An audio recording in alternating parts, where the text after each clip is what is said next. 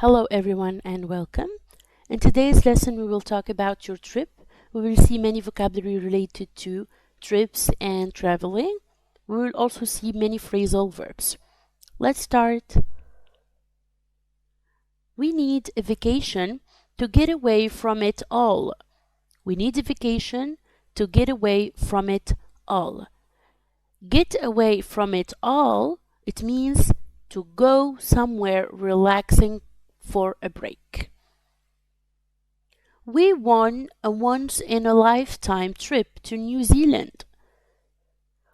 Once in a lifetime means unique and unrepeatable. It happens only once in life. I've never been anywhere like it. It was such a culture shock. I've never been anywhere like it. It was such a culture shock. Culture shock is a feeling of confusion or distress when visiting a different place or culture. For example, if a Western tourist goes to Egypt, for example, or Saudi Arabia, he may face a culture shock. The hotels in this area all look a little bit run down. The hotels in this area all look a little bit run down. Run down means in a bad condition through lack of care or repair. When we go to Paris, we will have time to go sightseeing. We will have time to go sightseeing. To go sightseeing, it means to visit interesting buildings and places as a tourist. I always feel homesick when I travel abroad. I always feel homesick when I travel abroad. To feel homesick means to be sad because you miss your own home and family. They lived in a house off the beaten track in the country. They lived in a house off the beaten track in the country. Off the beaten track means a long way from other people. It's like isolated, okay? From other people, from buildings and roads. There are so many birds in this unspoiled countryside. There are so many birds in this unspoiled countryside. Unspoiled means not changed, not damaged, or built on by people. Let's see more. We're going to look around the flower district this morning. We're going to look around the flower district this morning. Look around means explore an area or a place. We stopped off at a couple of museums along the way. We stopped off at a couple of museums along the way. To stop off means to pause a journey in one place before continuing, before carrying on. We have to check out of the hotel before 1 p.m. We have to check out of the hotel before 1 p.m. Check out of somewhere, it means to pay your bill and leave a hotel. The first leg of the journey is a long flight to Singapore. The first leg of the journey is a long flight to Singapore. Leg of a journey is a stage in a journey from one place to another. Every time I drive into the city, I get hopelessly lost. Every time I drive into the city, I get hopelessly lost. Hopelessly lost is totally unable to find your way, to be completely lost. You will get your boarding passes when you check in. You will get your boarding passes when you check in. To check in, it is the opposite of to check out, okay? It means to register your arrival at an airport or hotel. We're going to check out the zoo tomorrow. We're going to check out the zoo tomorrow. Check out something or check something out means see if something or someone is interesting. To see if something or someone is interesting. It's only a weekend getaway, so we won't need much luggage. It's only a weekend getaway, so we don't need much luggage. Getaway means a vacation, particularly a short one. A vacation, particularly a short one. Let's see more phrasal verbs here. Phrasal verbs contain a verb and one or more particles. One verb can use different particles to form many different phrasal verbs, which mean many other meanings. Every time we change the particle, the meaning changes. Let's see the examples here. We must check in at noon. We must check in at noon. She always checks in early. She always checks in early. We don't forget to add the s here to the verb because we need to look at the subject here. It's she, so the verb always agrees with the subject, but the particle never changes. As I said before, most of the particles for the phrasal verbs are prepositions. Let's see the exercise here. We will rewrite the sentences, correcting the errors in the phrasal verbs. He works out at least twice a week. This is incorrect. He works out at least twice a week. Be careful. It's absolutely pouring downing with rain. Be careful. It's absolutely pouring down with rain. Pouring down. Number 2. He's behind on his work, so he needs to catch up. He's behind on his work, so he needs to catch up. No dash. No dash. Dima phrasal verbs. No dash in between. Nothing. Just catch, space, and up. Number 3.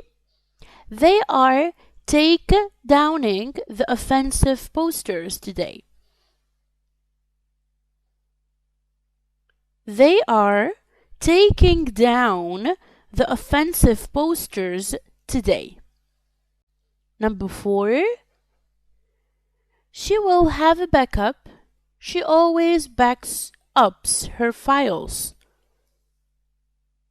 She will have a backup. She always backs up her files. Number 5. They split up every time they have an argument. They split up every time they have an argument. Very good. Now let's see some separable phrasal verbs. When we're talking about separable, it means we have something between them, between the verb and between the particle. If a phrasal verb has a direct object, the direct object can sometimes go between the verb and the particle. Let's see the example here. He filled in the customs form. He filled in the customs form. It becomes he filled the customs form in. He filled the customs form in. If the direct object is a pronoun, it must go between the verb and the particle. It must. Not it can, it must. He filled it in. He filled it in. This is the correct one. We cannot say he filled in it. He filled in it. Let's see the exercise here. We will rewrite the sentences, separating the phrasal verbs. The school is putting on a show. The school is putting a show on. Number 1. I'll pick up your shopping for you. I'll pick your shopping up for you. I'll pick your shopping up for you. Number 2, they're putting up posters outside again. They are putting posters up outside again. They're putting posters up outside again. Number 3, have you checked out the restaurant menu? Have you checked the restaurant menu out? Have you checked the restaurant menu out? Number 4, he hasn't set up the computer yet. He hasn't set the computer up yet. He hasn't set the computer up yet. The other exercise here is rewrite the sentences using pronouns. We have words. We need to turn them into pronouns. She's looking up the location. She's looking it up. Number 1, he should ask Mary out if he wants to. He should ask her out if he wants to. Number 2, remember to take out the recycling later. Remember to take it out later. Number 3, you should send the phone back if it is broken. You should send it back if it's broken. Number 4, could you turn off the lights when you leave? Could you turn them off when you leave? Could you turn them off when you leave? Very good. Let's see now 3-word phrasal verbs. Some phrasal verbs are made up of more than 2 words. In such cases, the spoken stress falls on the second word. The stress هنا in this phrasal verb كيما comes up with. The stress when we're talking is on up here.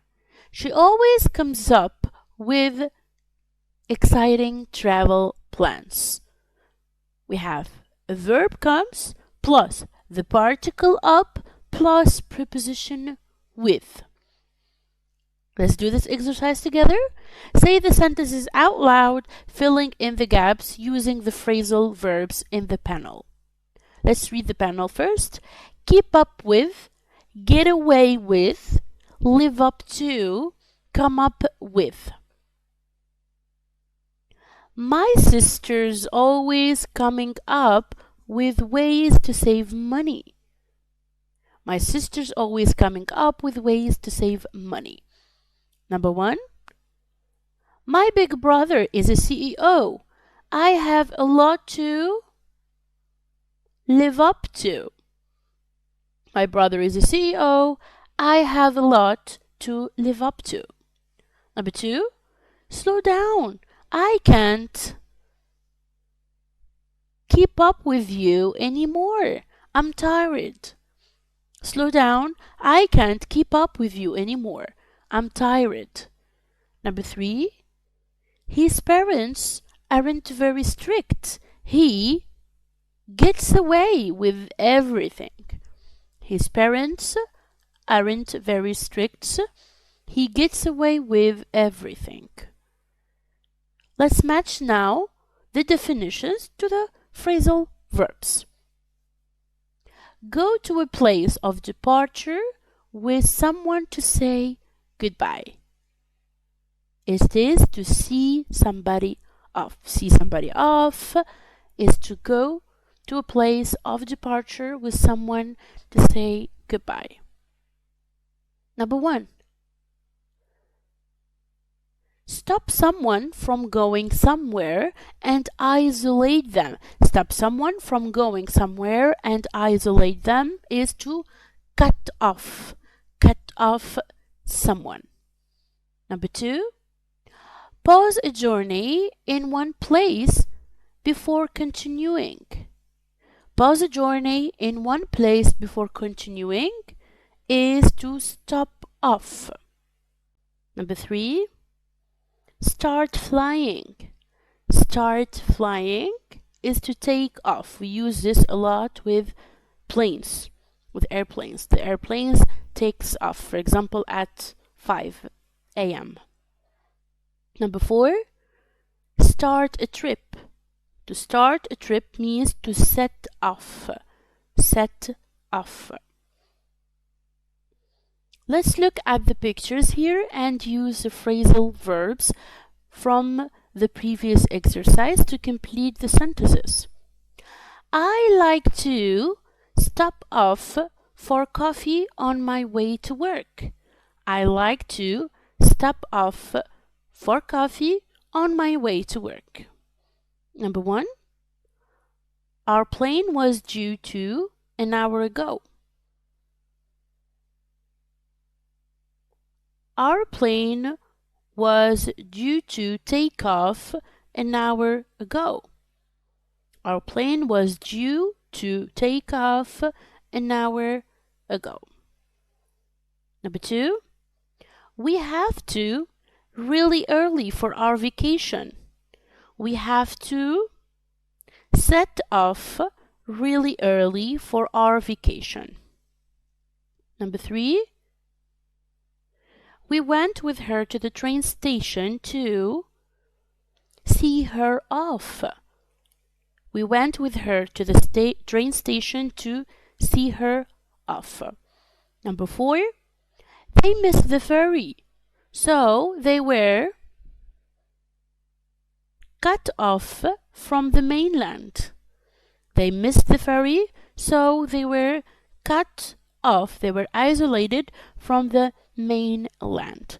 That's it for today. Thank you so much for your attention and see you soon. Goodbye.